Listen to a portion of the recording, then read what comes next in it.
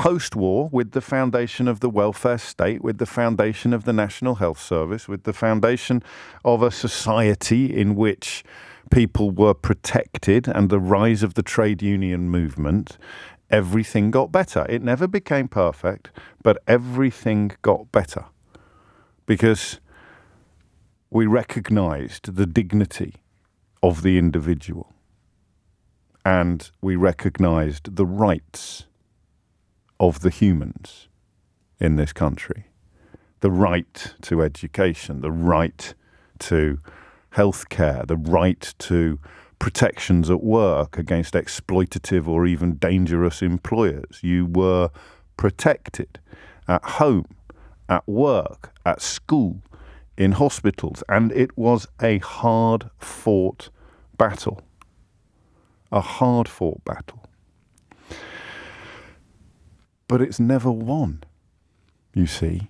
And this is, I think when I retire, when I hang up my headphones, it will be when I stop being taken by surprise by things, when I stop having moments of realization, when I stop feeling my comprehension of big issues improve, when I stop thinking, crikey, I'm still in the foothills of understanding stuff. As soon as I smugly and almost certainly incorrectly start thinking I've got everything sussed, then I'm off. You know, the kind of person who never changes their opinion about anything. A 20, 30-year window. Every strike is wrong. Every unemployed person is a scumbag. Every single mother is undeserving of... So you did these, I mean, very much a passport to prominence in British media now, right-wing British newspapers. Think of a newspaper columnist. Climate change, industrial action, unemployment benefit, whatever it might, public sector, whatever it might be, there it is.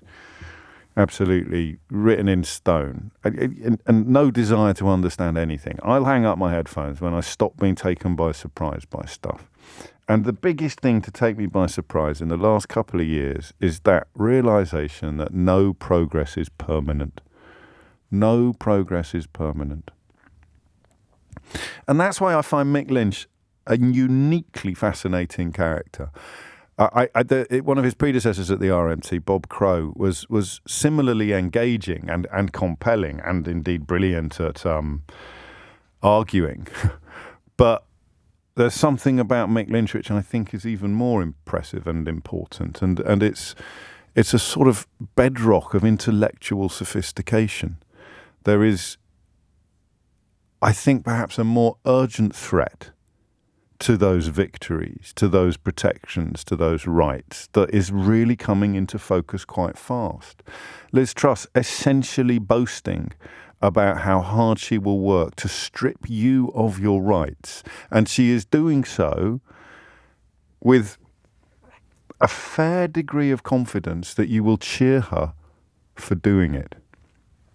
That's why Mick Lynch is so fascinating. That's why when Mick Lynch pops up on the telly with some blowhard thinking that they'll be able to knock him in around the studio in an interview, he ends up wiping the floor with them because he understands stuff and he is motivated, I think, by a genuine sense of urgency.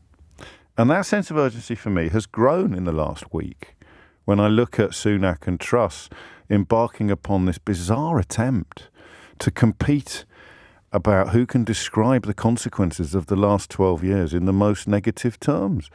I mean, it is actually breathtaking. There's never been a leadership election like it. The Chancellor of Exchequer and the Foreign Secretary competing to decide who is going to be the harshest critic of the government they were in until a month ago. It's madness, right? And one of the areas in which they are competing is this.